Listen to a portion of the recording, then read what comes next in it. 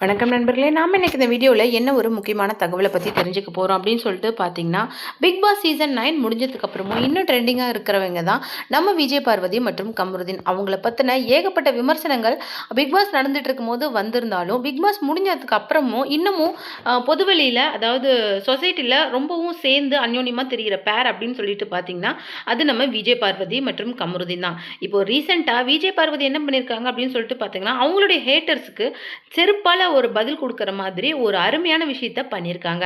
நாம அதை பற்றி தான் நம்ம இந்த வீடியோவில் டீட்டெயிலாக பேச போகிறோம். வீடியோக்குள்ளே போகிறதுக்கு முன்னாடி நீங்கள் நம்ம சேனலுக்கு புதியவராக இருந்தால் மறக்காமல் சிபி ட்ரெண்டிங்கை சப்ஸ்கிரைப் பண்ணி ஃபாலோ பண்ணிக்கோங்க. வாங்க வீடியோக்குள்ளே போகலாம்.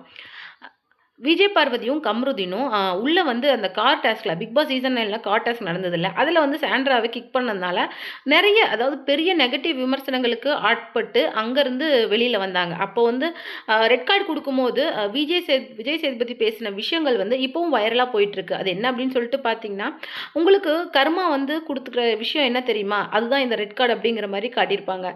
ஒரு பொண்ணை உள்ளே இருந்து கிக் பண்ணி வெளியில் தள்ளினீங்கல்ல, நான் பண்ணினது சரி அப்படின்னு சொல்லிட்டு நீங்கள் போய் உங்கள் அம்மா கிட்டேயும் உங்க அக்கா கிட்டயும் சொல்லுங்க. அவங்க ரொம்ப மகிழ்ச்சி படுவாங்க. அதாவது தான் தம்பி செஞ்ச விஷயத்த, தான் மகன் செஞ்ச விஷயத்த நினைச்சு அவங்க 2 பேரும் ரொம்ப சந்தோஷப்படுவாங்க அப்படின்னு சொல்லிட்டு கமருதீன் கிட்ட சொல்லியிருந்தாங்க. ஆனா விஜய் பார்வதியை பத்தி அவர் வந்து எதுவுமே பேசல. அதாவது ரொம்ப எதுவுமே பேசாம இன்சல்ட் பண்ண மாதிரி பண்ணியிருந்தாரு.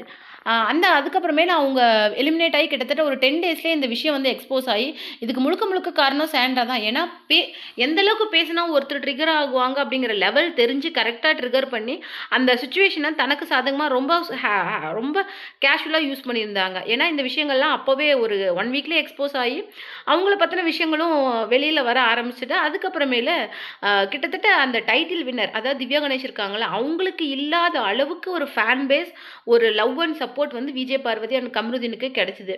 இந்த விஷயத்தில் வந்து என்ன அப்படின்னா, நீங்கள் எப்போ மேரேஜ் பண்ணிக்க போவீங்க அப்படிங்கிற ஒரே கொஷின் தான் அவங்க இந்த பிக் பாஸ் சீசன் 9 முடிஞ்சதுக்கு அப்புறமேல அவங்க மேலே கேட்கப்பட்ட ஒரே கேள்வி. இதில் இன்னொரு முக்கியமான விஷயமே, கிட்டத்தட்ட திவ்யா கணேஷ் அந்த டைட்டில் வின் பண்ணாங்கல்ல, அந்த ரீல்ஸ் வந்து போன வியூஸ் எவ்வளோ போச்சுன்னு பார்த்தீங்கன்னா 40 lakhs கூட தாண்டலை. ஆனால் விஜய் பார்வதியும் கமருதீனும் செட்டில் இருந்துக்கிட்டு போட்ட ரீல்ஸ் வந்து 1 லட்சம் அது 1 கோடி பார்வையாளர்களை தாண்டி 1,30,00,000 பார்வையாளர்களை அந்த ரீல்ஸ் வந்து ரீச் பண்ணுச்சு. ஸோ மக்கள் அக்செப்ட் பண்ணிக்கிட்ட, மக்களுக்கு பிடிச்சி போன பேரா வந்து கண்டிப்பாக விஜய் பார்வதி கமருதீனும் மாறிட்டாங்க. கமருதீனோட லைஃப்பில் அவர் நிறைய விஷயங்களை இது வரைக்கும் கிராஸ் பண்ணி வந்திருக்காரு. அதாவது அவர் கிராஸ் பண்ணி வந்த விஷயங்கள் எல்லாமே ஃபேக், அப்புறம் ஏமாத்துறது, பொய், இந்த விஷயங்களை தான் அவர் கிராஸ் பண்ணி வந்திருக்கிறாரு. அதாவது தன் கூட பழகின நண்பர்களே அவரை கிட்டத்தட்ட 2-3 தடவை சீட் பண்ணியிருக்காரு. அவர் வந்து ஒரு தடவை சீட் பண்ணிட்டாங்க அப்படிங்கிறதுனால தன்னை ஃப்ரெண்டு அப்படின்னு சொல்லிட்டு அவர் ஏற்றுக்கலாமலாம் இல்லை. அதுக்கப்புறமும் அவர் ஃப்ரெண்டாக தான் ட்ரீட் பண்ணியிருக்காங்க. ஆனால் மறுபடியும் அவங்க வந்து அவரை ஏமாத்திருக்காங்க. அந்த மாதிரி ரொம்ப தன்னுடைய கையில் வச்சுருந்த தன்னுடைய சேவிங்ஸ் எல்லாமே லாஸ் பண்ணி நிறைய ஆட் ஷூட்டுக்கெல்லாம் போய் அதுக்கப்புறம் பாடி பில்டிங் பண்ணி, அதாவது மகாநதியோட ஃபர்ஸ்ட் ஆடிஷனில் வரத்துக்கு கூட கமருதீன் கிட்ட பைசா கிடையாதான். ஏன்னா வீட்டை விட்டு வந்துட்டாரு. அம்மா கிட்டே அக்கா கிட்டே என்ன சொல்லியிருக்காரு அப்படின்னு சொல்லிட்டு பார்த்தீங்கன்னா, நான் வந்து ஒரு பெரிய மனுஷனா ஆன அப்புறம் தான், அதாவது இந்த மீடியாவில் எனக்குன்னு ஒரு இடத்த பிடிச்சதுக்கு அப்புறம் தான் நான் இந்த வீட்டுக்கு திரும்பி வருவேன் அப்படிங்கிற மாதிரி சொல்லிட்டு போயிருக்காரு. அந்த மாதிரி நிறைய கஷ்டங்கள் பட்டு கமருதீன் என்ன பண்ணியிருக்காரு, மகாநதி சீரியலில் குமரன் அப்படிங்கிற ஒரு கேரக்டர் நல்லா பண்ணிட்டு இருந்தாரு. அதுக்கப்புறம் தான் அவர் பிக் பாஸ் என்ட்ரி கிடைச்சி பிக் பாஸ்க்குள்ளே வந்தார். பிக் பாஸ்க்குள்ளே மேபி கமருதீன் வந்து சர்வே பண்ணுறதை பார்வதிக்கு எடுக்கிறாங்க, பார்வதி சர்வே பண்ணுறதை கமருதீனுக்கு எடுக்கிறாங்க. 2 பேரும் மாற்றி மாற்றி ஸ்ட்ராட்டஜி யூஸ் பண்ணுறாங்க, லவ் கண்டென்ட் யூஸ் பண்ணுறாங்க அப்படிங்கிற நிறைய பேச்சுக்கள் வந்துட்டு இருந்தாலுமே ஒருத்தருக்கு ஒருத்தருக்கு ரொம்ப லவ் அண்ட் சப்போர்ட்டாக கேராக இருந்திருக்காங்க அப்படிங்கிற விஷயம் அவங்க எலிமினேட் ஆனதுக்கு அப்புறம் தான் அவங்களுக்கே புரிய ஆரம்பிச்சுது. அதாவது பார்வதி கிட்ட நிறைய விஷயங்களை ஓப்பனாகவே இந்த வைபித் பாரு அப்படிங்கிற யூடியூப் சேனலில் இன்டர்வியூ எடுத்தாங்கல்ல, அப்போ நிறைய கொஷின்ஸை வந்து கமருதீன் வந்து கேட்டார். அதில் ஒரு முக்கியமான கொஷின் என்ன அப்படின்னு சொல்லிட்டு பார்த்தீங்கன்னா, நீ ஏன் சபரியை வந்து ரெட் கார்டு வாங்கி எவிக்ட் பண்ணியிருக்க கூடாது பாரு, அவன் உன்னை கிக் பண்ணால, கிட்டத்தட்ட நீ 10 டேஸ் அதில் கஷ்டப்பட்டல அப்படிங்கிற மாதிரி கேட்டிருந்தாரு. ஏன்னா அந்த 10 டேஸுமே கமருதீன் வந்து எந்த அளவுக்கு விஜய் பார்வதியை கவனிச்சிட்டாங்க அப்படிங்கிறத பொறுத்து தான் விஜய் பார்வதிக்கு கமருதீன் மேலே லவ் அப்படிங்கிற ஒரு விஷயம் ட்ரிகர் ஆச்சு. அதுக்கப்புறம் நடந்ததெல்லாம் நமக்கே தெரியும். அவங்க அம்மா அப்பா உள்ள வந்தது, அவங்களுடைய அம்மா வந்தது, இவங்களுடைய அக்கா வந்தது, இந்த மாதிரி நிறைய விஷயங்கள் நடந்திருந்தாலும், அந்த விஷயத்த வந்து கேட்டதுக்கு விஜய் பார்வதி என்ன சொல்லியிருந்தாங்க அப்படின்னு சொல்லிட்டு பார்த்தீங்கன்னா, "நான் அப்படி ஃபீல் பண்ணலடா. நான் அது ஒரு கேமா தான் ஃபீ பண்ணுனேன். அது மட்டும் இல்லாம, நான் வந்து ரொம்ப அப்படி ட்ராமா பண்ணி கண்டிப்பா ஒரு நபர எவிக்ட் பண்ணியிருக்க மாட்டேன். அப்படியே நான் இதா இருந்தாலும், கண்டிப்பா நான் சபரிய வந்து ரெட் கார்ட் எவிக்ஷன் அளவுக்கு கொண்டுட்டு போயிருக்க மாட்டேன். மேபி அவன் என்ன ரொம்ப ஹார்ஷா என்ன ட்ரீட் பண்ணிட்டான்.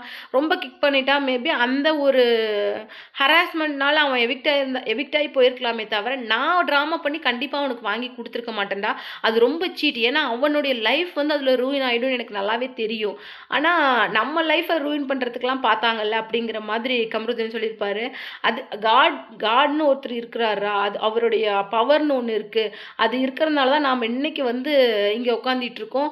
உனக்குன்னு சர்டைன் வொர்க் இப்ப வந்திருக்கு. எனக்குன்னு சர்டைன் வொர்க் வந்திருக்கு அப்படிங்கிற மாதிரி சொல்லிட்டு இருந்தாங்க. அது மட்டும் இல்லாம இப்ப வந்து ரீசென்ட்டா விஜய் பார்வவும், கமருதீன் என்ன பண்ணியிருக்காங்க அப்படின்னு சொல்லிட்டு பார்த்தீங்கன்னா, ஒரு ஓல்ட் ஏஜ் ஹோமுக்கு போய் அங்க இருக்கிற அந்த சீனியர் சிட்டிசன்ஸ் கிட்ட பிளெஸ்ஸிங்ஸ் வாங்கியிருக்காங்க. இதெல்லாம் எதுக்கு அப்படின்னு சொல்லிட்டு பார்க்கும்போது, கூடிய சீக்கிரமே அவங்க மேரேஜ் பண்ணிக்க போறாங்களாம். அதாவது கிட்டத்தட்ட கமருதீனும், பார்வதியும் என்ன பண்ணியிருக்காங்க அப்படின்னு சொல்லிட்டு பார்த்தீங்கன்னா, 2 பேருமே கமருதீன் வந்து நெறைய இப்போ படத்துல கமிட் ஆக ஆரம்பிச்சுட்டாரு. அது மட்டும் இல்லாம விஜய் பார்வதி நெறைய ஆட் ஷூட்டிங் வந்து கமிட் ஆக ஆரம்பிச்சுட்டாங்க. ஸோ 2 பேருமே ரொம்ப பிஸியா இருக்கிற இந்த டைம்ல நெறைய ஹாலிடே, வெக்கேஷன் அந்த மாதிரி ட்ரிப் அந்த மாதிரி எடுக்கிறது உண்டு.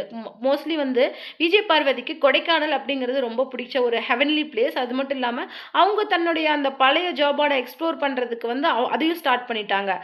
இப்போ வந்து ஏப்ரல் அப்புறம் மே அப்படிங்கிற மாதிரி மறுபடியும் ஷெட்யூல் போட ஆரம்பிச்சுட்டாங்க. இந்த நிலையில அவங்க 2 பேரும் அவங்களுக்குன்னு அந்த ஸ்பெண்ட் பண்ணிக்கிற டைமை வந்து இன்னும் கொஞ்சம் கூட குறைக்கவே கிடையாது. ஏன்னா, அவங்க 2 பேரும் சேர்ந்து பார்வதிக்கு வந்து ரொம்ப பிடிச்ச விஷயம் என்ன அப்படின்னு சொல்லிட்டு பார்த்தீங்கன்னா, சீனியர் சிட்டிசன் கிட்ட பேசுறது அப்படிங்கிறது அவங்களுக்கு ரொம்ப பிடிக்குமா. ஏன்னா, அவங்களே ஒரு ஜேர்னலிஸ்ட் அப்படிங்கிறதுனால மேபி எல்லார் கூடயும் அவங்களுக்கு பேசுறது, அந்த கம்யூனிகேட் பண்றது ரொம்ப பிடிக்கும் போல. அதை விட முக்கியமான விஷயம், அங்க இருக்கிறவங்கலாம் பார்வதி, கமருதீன் கிட்ட என்ன சொன்னாங்க அப்படிங்கிறது தான் ரொம்ப வந்து ஒரு சுவாரஸ்யமான விஷயமா இருக்கு. அவங்க என்ன சொல்லியிருக்காங்க அப்படின்னு சொல்லிட்டு பார்த்தீங்கன்னா, நீங்க எங்களுக்கு வந்து உங்கள ரொம்ப பிடிக்கும். அக்கா பார்வதி அக்கா, கமருதீன் அண்ணா நீங்க வந்து எப்போ சேருவீங்க அப்படின்னு சொல்லிட்டு நாங்க ரொம்ப ஈகரா வெயிட் பண்ணிட்டு இருக்கோம். அப்படிங்கிற மாரி சொல்லியிருக்காங்க. அது மட்டும் கிடையாது. நாங்க உங்கள டிவிலலாம் பார்த்துருக்குறோம். உங்கள எங்களுக்கு ரொம்ப பிடிக்கும். நீங்க இப்ப ரொம்ப அழகா இருக்கீங்க அப்படிங்கிற மாதிரிலாம் விஜய் பார்வதி கிட்ட அந்த கிட்ஸ்லாம் ரொம்ப அழகா பேசியிருக்காங்க. அது மட்டும் கிடையாது. திடீர்னு எதுக்கு இந்த ஓல்ட் ஏஜ் ஹோம் விசிட் அப்படின்னு சொல்லிட்டு அவங்க கிட்ட கேட்டதுக்கு, சீக்கிரமா ஒரு குட் நியூஸ் தரப்போறோம். அதுக்கு எங்களுடைய அந்த இனிஷியலா ஒரு ஒ ஸ்டார்ட் பண்ணணும் அப்படின்னு நினைக்கிறத நாங்க இங்கேருந்து ஸ்டார்ட் பண்ணியிருக்கிறோம் அப்படிங்கிற மாரி சொல்லியிருக்காங்க. மேபி அவங்களுடைய என்கேஜ்மெண்ட் அனௌன்ஸ்மெண்ட்ட தான் அவங்க சீக்கிரம் தரப்போறாங்க அப்படிங்கிற மாதிரி சோஷியல் மீடியால நெறைய அவங்களுடைய ஃபேன்ஸ் வந்து சொல்லிட்டு வராங்க. இந்த நிலையில தான் அவங்க ஓல்ட் ஏஜ் ஹோம் போய் அந்த சீனியர் சிட்டிசன்ஸ் கிட்ட வாங்குன விஷயம் வந்து இன்னைக்கு சோஷியல் மீடியால வைரலா போயிட்டு இருக்கு. இது மூலமா அவங்களுடைய ஹேட்டர்ஸ்க்கு விஜய் பார்வதியோட ஹேட்டர்ஸ்க்கு அவங்க என்ன சொல்லியிருக்காங்க அப்படின்னு சொல்லிட்டு பார்த்தீங்கன்னா, மத்த கப்பிள்ஸ் மாரி ஸ்ட்ராட்டஜிக்காக நாங்க லவ் கண்டென்ட் பண்ணல. அதாவது நெறைய பேர் உள்ள அப்படி பண்ணிட்டு இருந்தாங்க. ஃபார் எக்ஸாம்பிள் அரோராவா இருக்கட்டும், இல்ல மத்தவங்கள வியானா இந்த மாரி நெறைய பேர் லவ் கண்டென்ட் பண்ணுனாங்க. லவ் கண்டென்ட்ன்னு தெரிஞ்சு பண்ணுனாங்க, தெரியாம பண்ணுனாங்க. இந்த மாரி 1000 விஷயம் இருக்கலாம். ஆனா நாங்க லவ் அப்படிங்கிற ஒரு விஷயத்த எனக்கு வந்து இப்ப 30 ஆகுது. நான் ஒரு ஜர்னலிஸ்ட். நான் ஒரு கிட் கிடையாது. அவன் என்ன லவ் பண்றானா, யூஸ் பண்றானாங்கிறத தெரிஞ்சுக்கிட்டு தான் நான் கமருதீன லவ் பண்ண ஆரம்பிச்சேன். இன்னைக்கு நான் அதுல இருக்கிறேன்னா, அதுக்கு காரணம் அவன் மேல இருக்கிற எனக்கு பியூர் லவ் அப்படிங்கிறது ஒண்ணு தான் காரணம் அப்படிங்கிறத தவிர, வேற எதுவுமே கிடையாது. இது ஜஸ்ட் கேமா தான் நான் பார்த்தேன். அது மூலமா நான் ஜெயிச்சு, நான் பல கோடி சம்பாரிக்க போறது. எனக்கு அது ஒரு கேம். ஆனா அந்த கேம மத்தவங்க ரொம்ப சீரியஸா எடுத்துக்கிட்டாங்க. பட் எனக்கு அந்த கேம்ல தான் ஒரு புது லைஃப் கிடைச்சது. அந்த லைஃப் கூட தான் இப்போ என்னுடைய புது லைஃப்ப நான் ஸ்டார்ட் பண்ண போறேன் அப்படிங்கிற மாதிரி ரொம்ப எமோஷனலா தன்னுடைய ஹேட்டர்ஸ்க்கு பதிலடி குடுத்திருந்தாங்க.